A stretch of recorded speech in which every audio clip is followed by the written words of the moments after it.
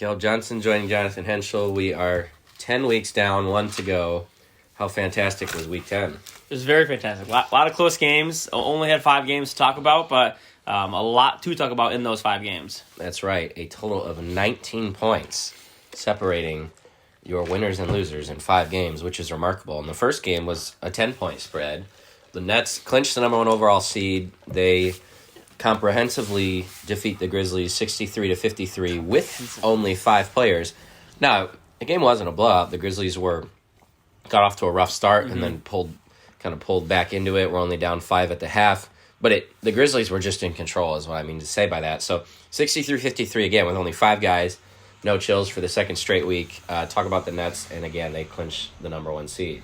Yeah, and you mentioned they had 5 guys. Only 4 guys scored. So, they scored 63 points and spread out between 4 guys. Jared Harris still had a pretty good game. 9 rebounds, a couple assists there. So, but I mean, the Nets just they're kind of in cruise control right now. Kind of going into this last few weeks of the regular season, they're just kind of locked in.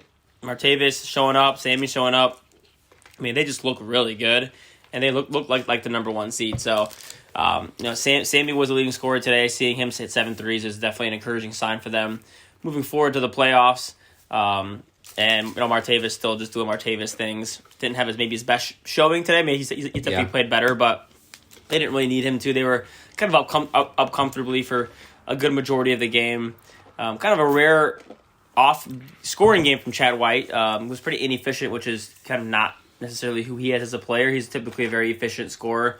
And, again, the Grizzlies have a hard time, consistently putting guys in double figures. And, 22 from Chris, 11 from Chad, 11 from Rich, and then no one else did anything, really. So just kind of your classic Grizzlies loss there, just with guys not stepping up when needed.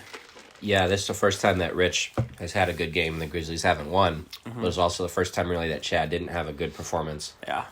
I mean, he had 11 and 14, but even so, just not enough made shots. Yeah, the Nets are interesting. I mean, it's hard to think of a better landing spot for Sammy and for Martavius than where they're at with the Nets right now. They run everything through those guys. They complement each other really well.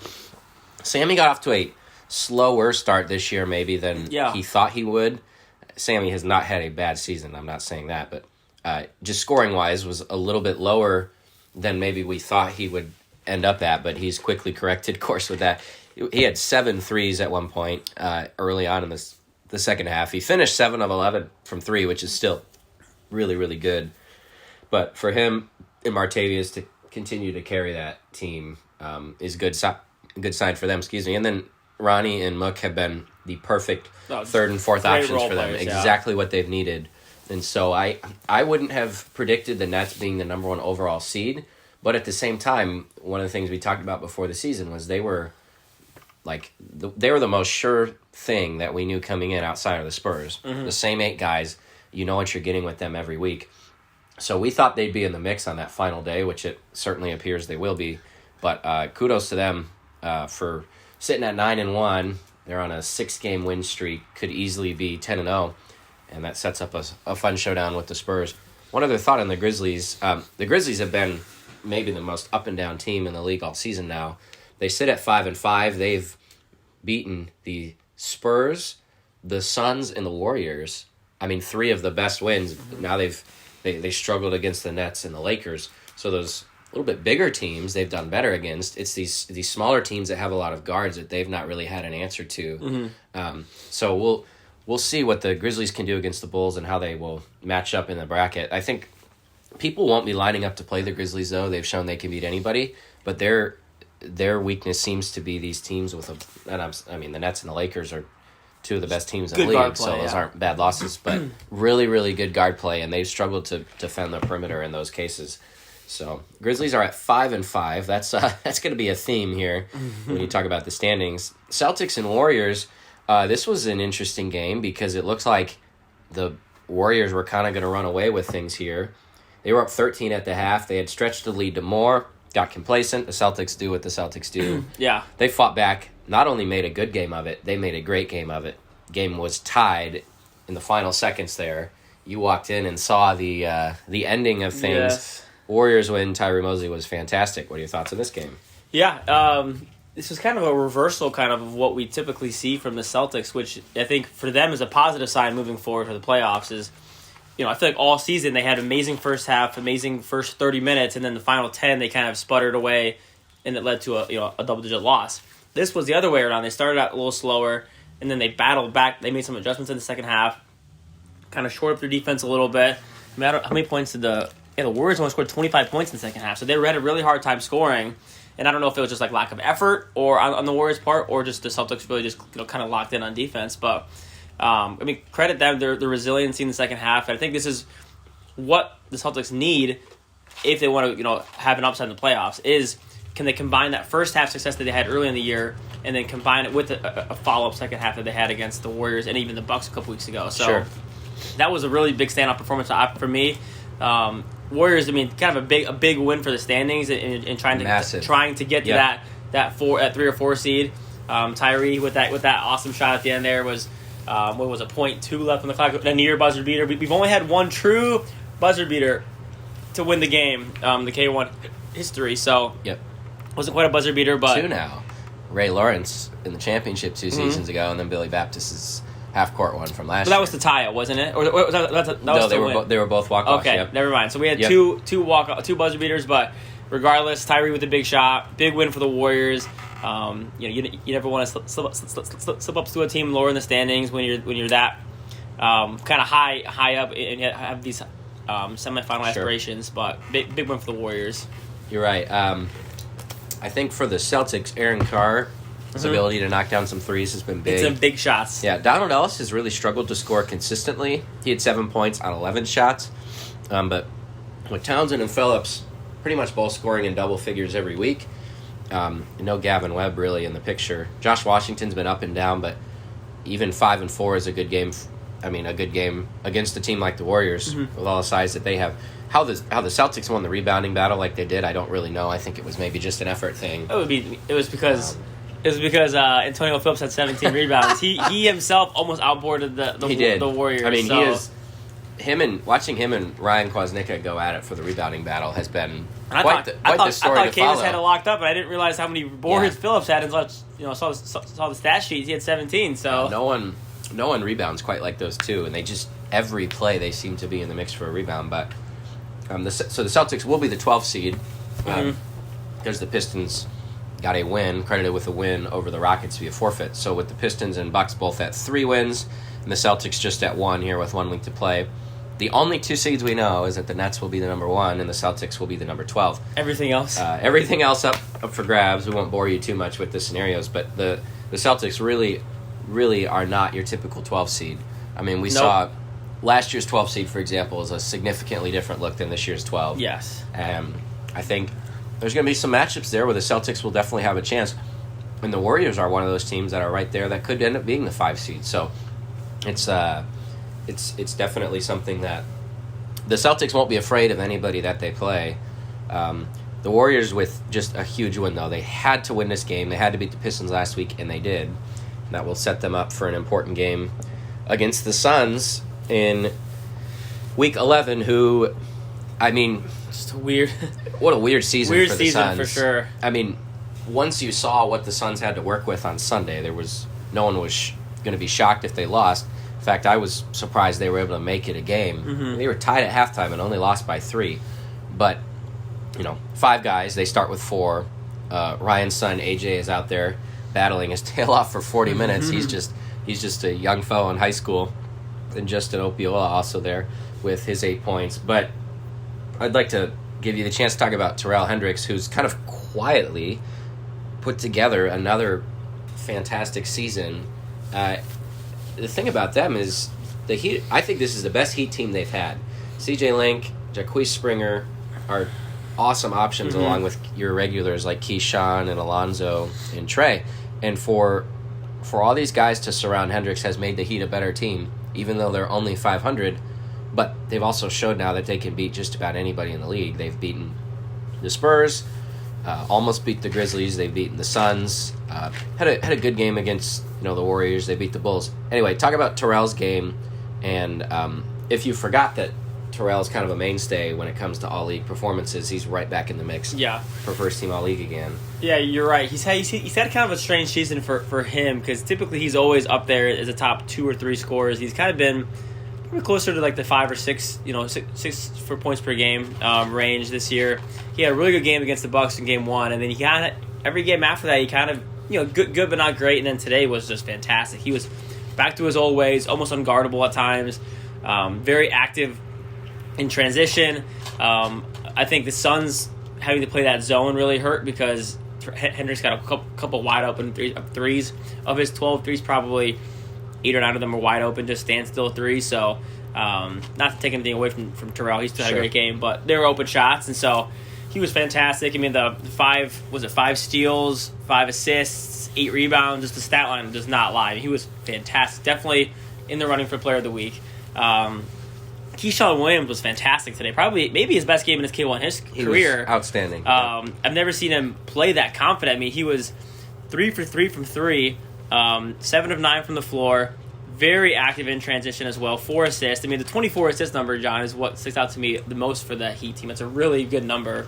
I think Springer played well, got hot a little bit. King was kind of active in his ways as defensively. So really, really well put together game from the Heat. And then the Suns, really just, 3 guys kind of carry the load. Justin Opiola hit a couple shots, but, Jameer played.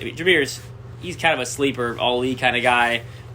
Phil Andrade was fantastic with 33 points, probably his K1 career high. Yep. And then Kavos with a classic 21 and 17 stat line for him as well. Yeah, Antonio Phillips gets 17 rebounds in the 2 o'clock game, and then Kavos matches it in the 3 o'clock game, which is pretty remarkable. But, Jameer's been a good fit for the Suns. He's been, honestly, outside of Kavos, their only consistent guy. Mm-hmm. And we're not being critical of people who can't make it every week. We recognize that there are more important things in life than a men's basketball league. But just looking at it, the lay of the land is that Jameer has been their most consistent player outside of Kavos, and I wonder what their season would look like if they didn't have him. But he's been great for them.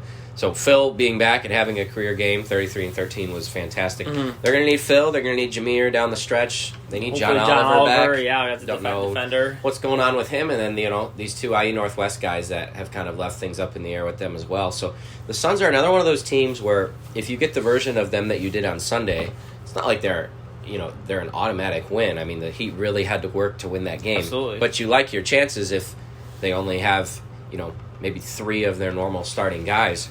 But if the Suns show up like they did against you guys that first time that Bashan's there with John and Phil and Jay and what he can do, and even if they have Jared, I still think cutting down the nets is an option for them. So we'll see what Kavos can do with the bye week here, and maybe instill something into his team. But the Suns and Heat, their records are 5 and 5. Yes, we mentioned that would be a theme, and we're not kidding.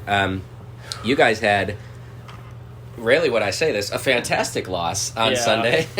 You guys lose to the Spurs, 82-80.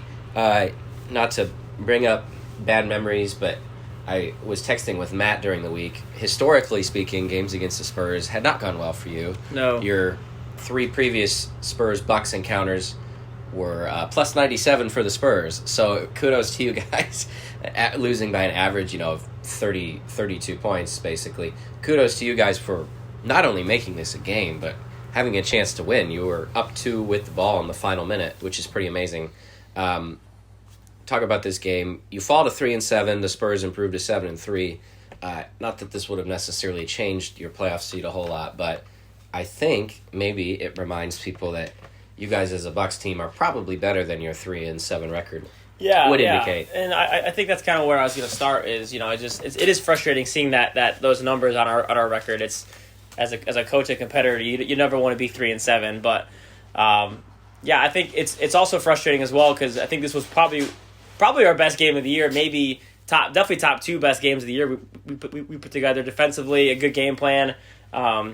Finally got some shots to fall, a pretty balanced effort from a lot of our guys. I mean, look at that, 1, 2, 3, 4, 5 guys in double digits, which we haven't really got much all year. Billy played a really good game. So I was glad to see him make some shots, but it is unfortunate that you put together that good game against a top team who also puts together a pretty good game, and you just can't pull it out. So I was proud of our guys for the effort. We thought we played a lot better. And if that Bucks team shows up, I firmly believe we can beat anybody in the league, and I'm confident most of the guys in the league know that, just because Billy, Alex, myself, we have some scores and some people who can get after it. So that's enough about us. But the Spurs. Gotta start with Chris Green in this game. He seems to be our kryptonite whenever we play the Spurs. I think he had never change. I think he had 30 last year against us or something like that. He had 22. He was their leading scorer. Hit 6 threes. Kind of lost them too many times in transition. That was probably our one weakness, was our guarding them in transition and finding their shooters in transition. But shout out Chris. Dennis, played pretty well late in the game. Hit some big shots. Kind of took it on himself when the tides turned and we went on our big run in the second half and started guarding Billy. Started locking in a little bit better, but Ben Green played good off the bench. So. Big win for the Spurs. It kind of helped them solidify, maybe get to that 2 seed, and then just hopefully we can finish strong against the Pistons and then get some momentum going to the playoffs. Yeah, the uncharacteristic number was 16 turnovers for the Spurs. Mm-hmm. And no offense to you guys, but you don't really pressure the ball a whole lot. It's not like you guys play like the Heat do or the Nets do. So that was strange, and you guys took advantage of that. 14 steals, that's your season high, and those are numbers you wouldn't expect against the Spurs, but Spurs still shoot 42% from 3, and Chris Green was fantastic. You guys took 16 more shots than the Spurs, and you don't win, which is pretty crazy. But, it definitely shows that when you have this type of balance surrounding Billy, anything's possible with the Bucks. So you talk about the implications of the Spurs winning. The important thing for them, as we are going to talk about this Bulls-Lakers game, is that they now, with a win over the Nets in Week 11, would guarantee themselves, the number 2 seed, which there were lots of scenarios in play a few weeks ago when they started that sort of gauntlet on their schedule.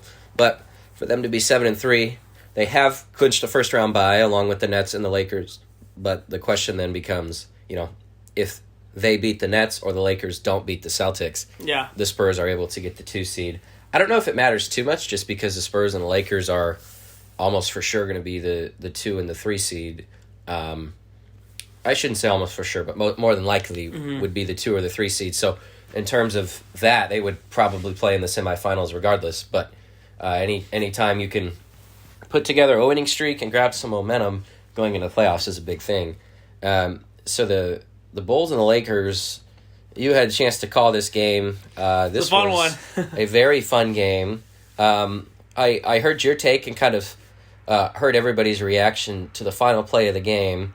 I was actually in the concession stand for the final play of the game, so I had as good of a view of anybody down on the court. It sure looked to me like Kawani intentionally grabbed him. What Kawani's argument was, at least from what I heard, was he thought he grabbed him early enough that the foul was on the floor. Yeah. So tell me your thoughts on that. The Bulls win 75-74 and really what was a huge upset. Yeah. The kryptonite continues. The Lakers did beat the Bulls last year thanks to kind of a collapse from the Bulls in the second half, but the Bulls are now 3-1 against the Lakers in the last 3 seasons, which is pretty crazy. But talk about that end play and what you saw and kind of reflecting back on that. Yeah, as a basketball enthusiast, as I kind of like to think myself as, I don't love the call to end the game like that. No disrespect to the Bulls. I was definitely, pulling for the upset. It was a fun game, an awesome game. So Bulls fans who are watching, don't gripe with me there, but I think it's a tough call at that point in the game. And maybe he did grab it, maybe there was contact, and from my angle, it didn't seem obvious. So maybe it was obvious from the ref's angle, but watching the replay with Aaron up in the booth, it didn't seem like nothing crazy. So maybe it could have been a play on and maybe to force overtime, but the refs ended up calling it. Seth made the free throw. Seth, talking about Seth, he played fantastic. He finally, stepped up in a moment where they desperately needed him. I didn't know what kind of game we were going to get with no LJ, no Brian, and then no Munoz brothers. Yeah, 4 pretty important guards. Yeah, there. so they desperately needed to go inside. A very unfortunate time for Bobby to choose to go 0 for 8 from 3. But talk about Carson Monk having a huge performance when they needed it. And then our guy Nick Crow Unsung hero. Didn't man. think I'd ever see that man ever again. Step into the K1 gym, shows up and has the game's leading scorer with 24. So that's the kind of guy I thought all year could be a guy like that, could score 20 points, could score, could get 20 and 16, 20, 15 games. They haven't really gone to a ton, but he showed today he could definitely be a number one or number two option for them. So great game for the Bulls. Unfortunate ending for the Lakers, but I don't think it was their best game total. I thought they struggled a little bit to defend and then had a hard time getting buckets late in the game, but just big win for the Bulls.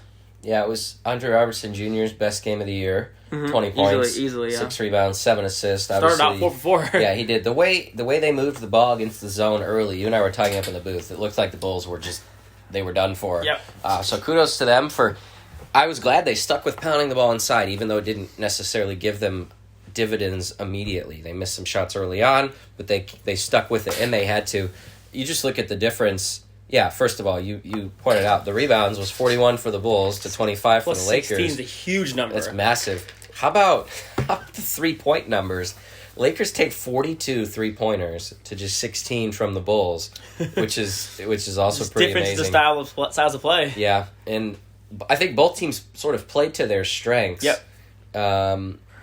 It just ultimately the Bulls down the stretch kind of got whatever they wanted on the interior, and so they finally got out of that zone and started playing some man, which I think that was the biggest switch for them because they were hovering at that like 8 to 9 to 7 range for a long time. They made the switch to get out of the zone and got a couple stops in a row, got some buckets, and immediately tied the game. So that was a great change. Great call. We saw it with the Suns. It's hard to play man when you only have 5 or 6 guys. It is, yeah. It really is, but I don't think they had a choice. So the Bulls improved to 4-6. This is a huge win for them. Again, that play at the end of things, depending on who you ask or where you were at in the gym, everybody, of course, is going to give you a different response. I thought Kawani intentionally fouled him, or was trying to commit a foul, I should say.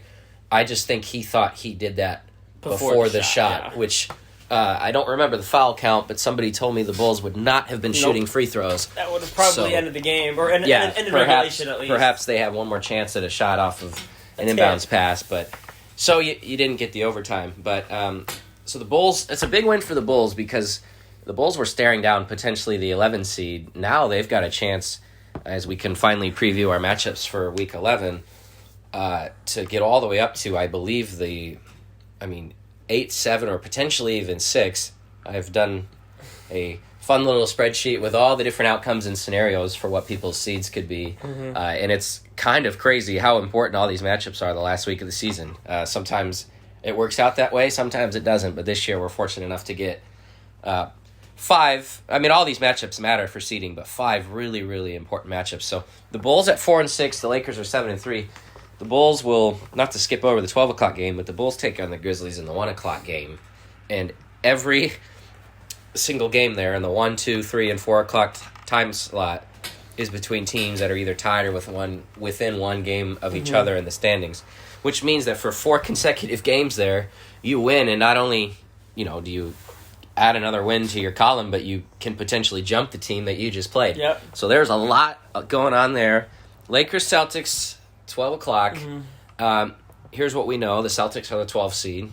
Continue to play well, build some momentum, sure. For the Lakers at worst are the 3. Gotta win this game for the Lakers. If they lose or the Spurs win, at best the 2, which would have to be a win and a Spurs loss. And last game of the year, game 66, Spurs-Nets, which is pretty fun. Spurs could definitely lose to the Nets. So if you're the Lakers, you have a chance at the 2 or the 3 seed. Yes, you have to win. Yeah. LJ Harris recovering from the wrist injury. Don't know if we're going to see Brian at all. I would assume he'll be there in the playoffs, but with season starting and all that, who's to say? Talk about Lakers Celtics, and yes, this is a must-win game for the Lakers, trying to keep some pressure on the Spurs. Yeah, in a day full of just unbelievable matchups, this might be the one, maybe quote-unquote snoozer, where it's, two teams kind of on polar opposites end of the spectrum. Obviously, the Celtics have some things to play for, which is playing well, momentum for the playoffs. They've looked really good the last 4 weeks, and the Lakers have to win. So I'm hoping that we see the best out of the Lakers. They don't kind of cakewalk and coast to the playoffs because, quite frankly, they're not playing as well as they had been early in the season. So to get to that 2 seed, I think would mean a lot.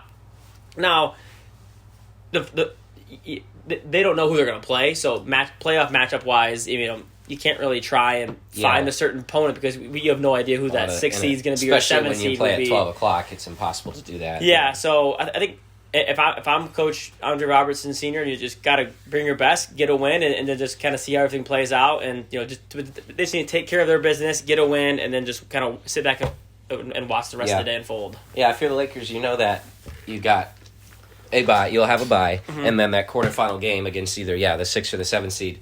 And then it sets up either a semifinal game against, presumably the Spurs or the Nets if you go off of seeding alone.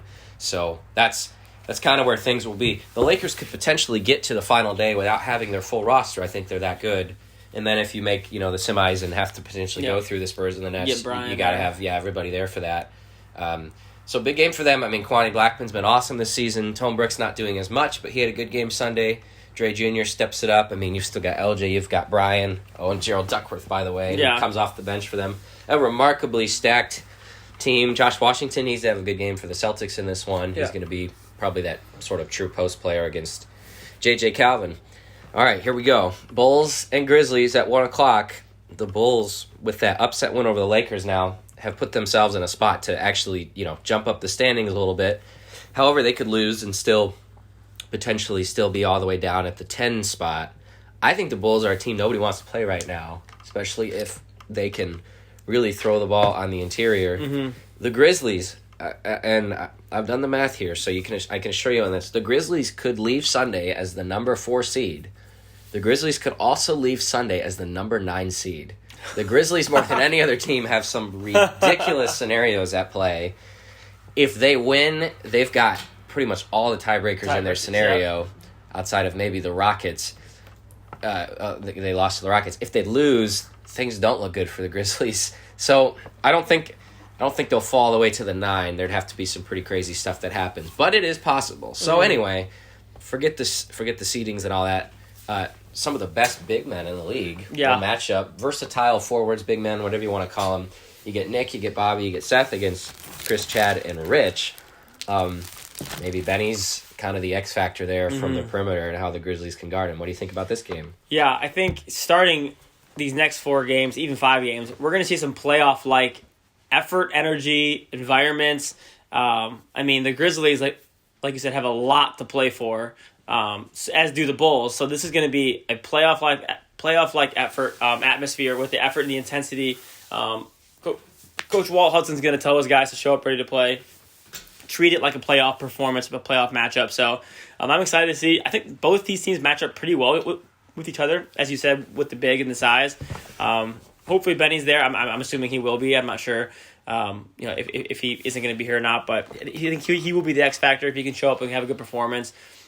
If Nick Crow can carry over that performance that he just had to continue scoring in the 20s, they're going to be a hard team to beat. And like you said, not many teams want to play the Bulls right now because they are clicking on all cylinders. Yeah. And the Grizzlies have kind of struggled as of the last maybe 3 to 4 weeks. So should be a really fun matchup, I think. Yeah, I think you're right. How we've mentioned it, the Grizzlies at times have struggled against teams with really good guard play. So Benny's probably that one guy you circle. We'll see if they can limit him. If they can, the Grizzlies have shown their ability to beat anyone. So we'll see if we'll kind of see what comes of that. So it's a big game for both teams. Both teams would really do well to win. Pistons and the Bucks, you guys play against AP's group at 2 o'clock. You're both 3-7, so obviously not in the discussion to move up a whole lot. But the loser of this game is going to be the number 11 seed. If the Pistons win, they can get to the 10 seed. If you guys win and the Bulls lose, you guys can get all the way up to the 9 seed.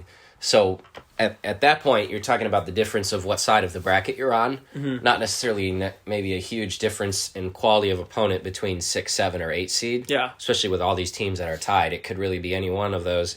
It's more a question of, what side of the bracket do you end up on? Who do you want to play? Yeah. The Nets? Do you want to play the Lakers? Sure. And neither team's going to go into Sunday saying, I'd rather be the 11th seed and tank this game. But it's just, it could really change the trajectory of things. The Pistons are on that side of the bracket either way. They're going to have to go through, both the 2 and the 3 seed if they want to go all the way. You guys could potentially move up to the 8-9 game if you win and the Bulls lose to the Grizzlies. So you'll know going into the game if you have a chance at the 9 or if you'll just stay in that 10-11 range. But either way, some talented scorers match up in this one, Mark Connor and Billy Baptist, and then potentially a ton of size. Talk about your bigs and their bigs, although we don't necessarily know if Capri will be there. They've got more than one big. Yeah, I mean, I think both these teams match up pretty well with each other. I'm excited to see if Capri can match up against Alex and Cece and Shal. So some of those guys are going to be. It could be a really fun matchup on the interior. But I think the prime time matchup everyone's going to want to see is Billy Baptist versus Mark Connor. Two big time wing scorers, can kind of score from the perimeter, can score from the interior. So those two guys, look for some fireworks between those guys. I know Billy's going to start bringing his best, I think, these next couple weeks as his other leagues are done and the playoffs are starting to come together. And we finally saw a really, really good performance from Billy last week. Not that he hasn't been had a great year, but that was a really big standout game. So, and hopefully we can get some of our role players back going again. You know, I think Tristan's starting to find his rhythm again as a scorer. Hopefully CC can kind of find a rhythm against some of these bigs. So, yeah, I mean, both teams again have a lot to play for. If whoever loses this game is going to fall to drop below the other team, and so I don't think anyone wants to be the 11 seed just in terms of standings. So no, I would argue the toughest path as any seed to winning a region or a bracket is the 11. Because 6 is one thing, but then you got to go 3, 2, and 1. It just keeps getting better as you go. So that's what stares down the loser of this game. Yep. Assuming Mark and Billy sort of kind of cancel each other out offensively, I imagine both of them are going to have good games. I don't think the Pistons will get as many points on the interior as they do against some teams just because of the size you guys have. So we'll have to see if they can knock down some shots from the perimeter, whether that's Shalimar Jacobs or AP. I don't know who that's going to be, but if you guys can limit them on the interior and force them to hit some shots, could potentially have an edge there. But the Pistons have been playing better as of late. Technically, they didn't beat the Rockets per se. They get credited with a win there, but they had a really, really good game against the Grizzlies. And Marquette Muhammad is that difference maker for them. Yeah, so if he's there, he could be speed and athleticism. A key guy. Yeah. 3 o'clock game, all these games are big, so I'm not trying to make any game bigger than the other one, but I think we'll really, really see what the bracket's going to look like after this game. So the Warriors are one of, they're the only team that isn't currently locked in to have a bye that controls their own destiny. Mm-hmm. If the Warriors, who are 6-4, beat the Suns, the Warriors will be the number 4 seed, and case will be closed for anyone who wants a first-round bye. Mm-hmm. If the Spurs were to lose and the Warriors win, the Warriors would actually be the number 3 seed. There are still some scenarios where the Warriors could fall all the way down to 7 if they lose and some crazy things happen. Now, the Warriors don't care about that. Their focus is to beat the Suns, try and win this game. What I think is interesting about this game is that we've never had a Warriors-Suns matchup in the K1 League between these two teams. We've all heard stories about the Piatone League and all the fun rivalry and drama from out there. Mostly similar teams, not entirely. Yeah. At least similar coaches. We get Kavos versus Otis for the first time in the K1 League with both as head coaches, which is kind of exciting. The Suns actually have a decent path as well to the number 4 seed if they win this game. If they win this game and the Grizzlies lose, the Suns are probably going to be the number 4 seed. So if the Bulls were to beat the Grizzlies in the 1 o'clock game, the Suns could also know going into this game that a win basically gets them the number 4 seed. Because the Suns have tiebreakers over the Rockets, and if the Grizzlies were to lose there, and then the Rockets beat the Heat again. I know I'm speculating a lot of stuff, but if the Grizzlies don't win the 1 o'clock game, the Suns could also know that with a win over the Warriors, they would likely end up as the number 4 seed, which is pretty crazy. So I think of all the games, this probably has the most implications just because you're potentially going to get a first-round bye if you win this game. Yeah. For sure the Warriors could. What would be absolutely crazy is if the Warriors won and the Spurs lost and the Spurs fell to the 4 and the Warriors ended up in the 3 seed, because not too long ago they were a game below 500 and they were really struggling. They turned it on.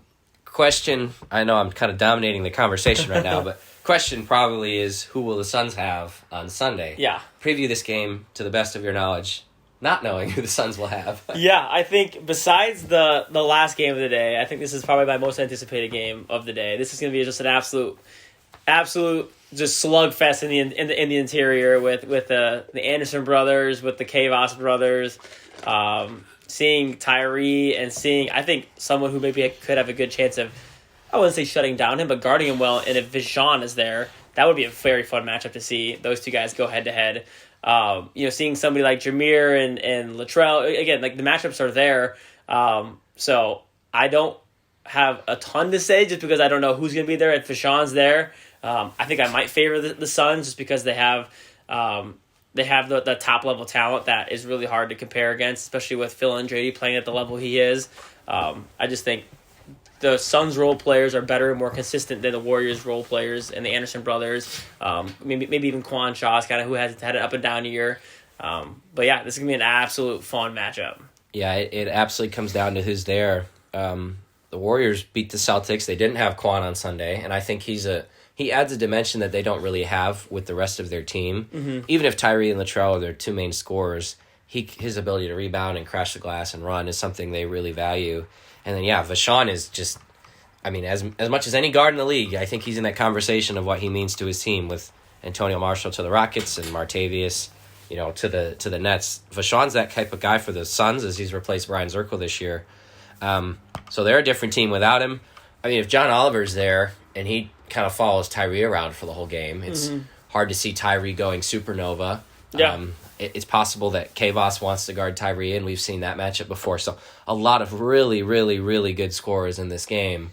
Jameer Hines could be a difference maker from three. I circle this as the biggest game of the day just for what I said in terms of there's a chance that this game could be for the number 4 seed if the Bulls have beaten the Grizzlies in the 1 o'clock game. And even if they haven't, this could still be for the 5 seed if you're the Suns, which you'd play the Celtics, and then you could potentially, be against the Grizzlies or Warriors and have a chance to be right back in the semifinals again.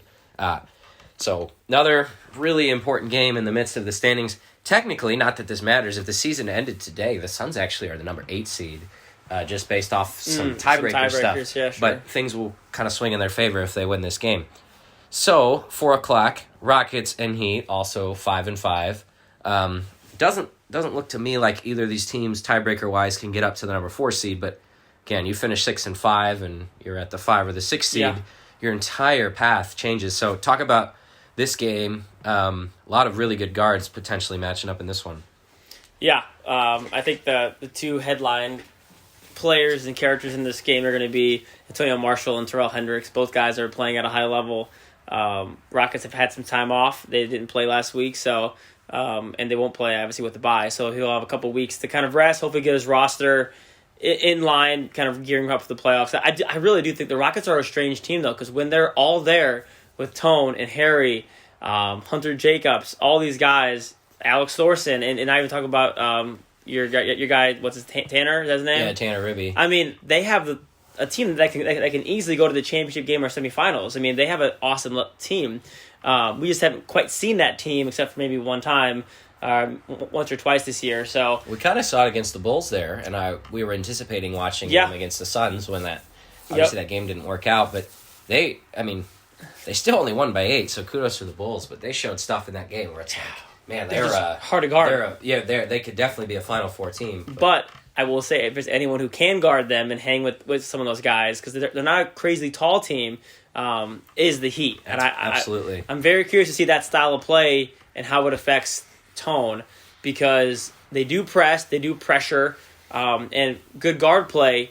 If they're trapping a double team Tone and he beats the double team, they're very much exposed around the basket. And Tone's the fastest, probably the best ball handler, I would say, in the league. And if he can split some double teams and break that press, he's going to have layup after layup after layup. So I'd be curious to see how they kind of manage that matchup and if they end up double teaming him or how they kind of guard Tone. Yeah, I think Alonzo and Keyshawn, maybe a little bit of Jacquees, they're going to be kind of Trey licking their chops to have a chance to guard Tone. Complete opposite styles in terms of pace of play. Complete opposite. So I expect probably a low-scoring game. The Heat are going to have to hit some shots and force some turnovers, but they definitely have the athletes, because the Rockets have played enough games with only 5 or 6 guys that they could really wear out this Rockets team. So, final game of the day, Nets and Spurs. Quick thoughts on that game, Caleb? Yeah. Biggest game of the season, maybe? Game 66? Yeah, Throw that in there. This could be championship preview. I think right now both these teams, yeah, sure, I'll say it, are probably my favorites to go to the championship. Just with how they're playing, the top level talent they have, the veterans they have who have been there, done that. Nets really haven't made quite a deep run. They've never made it to the championship game yet. So whereas the Spurs have obviously won the last three. So I'm very curious to see how this looks. Nets don't have anything to play for, but obviously you want to look good going into the playoffs. So we'll probably see a pretty good game from some of their guys. And like you said earlier, the Spurs probably don't want to be that 3 seed. They probably want to get the 2 seed as high a seed as they can. And it should be a fun one. It could be a championship matchup. So yeah. Well, appreciate your thoughts on that, Caleb. I'll give a couple more thoughts on that game as we will again look ahead to what should be a pretty fantastic Week 11. But the Nets are for sure in control. They're the number 1 seed, so their name's going to be in the top left of the bracket. Spurs with a win are the 2 seed. With a loss, they could be the 2 if the Lakers lose, the 3 if the Lakers win, and then potentially the 4 if the Warriors were to win. So again, Spurs can kind of fluctuate a little bit. It feels like the Nets, the Spurs, and the Lakers have been the 3 most consistent teams in the league this season. But again, that doesn't mean that somebody else can't, kind of put their name in the mix there.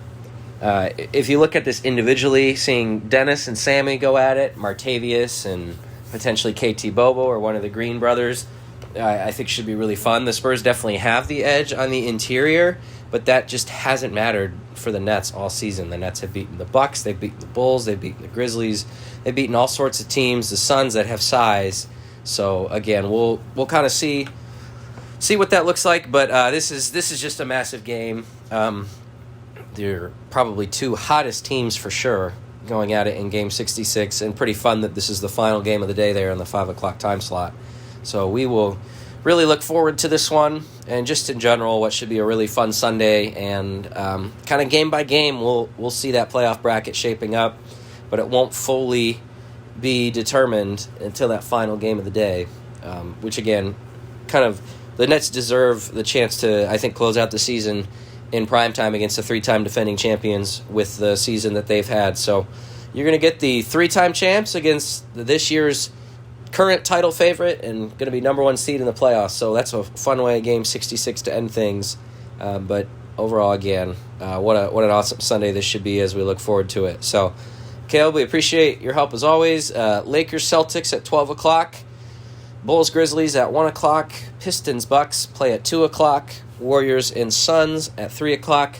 Rockets and Heat at 4 o'clock. And finally, at 5 o'clock, closing out the day in Game 66, will be the Nets and the Spurs. Thank you guys for joining us. It's been an awesome season, and really look forward to what some of these playoff matchups are going to look like. Again, we're off on October 30th, a bye week, as church gym is being used for an all-church function after the service. So we'll be back on November 6th.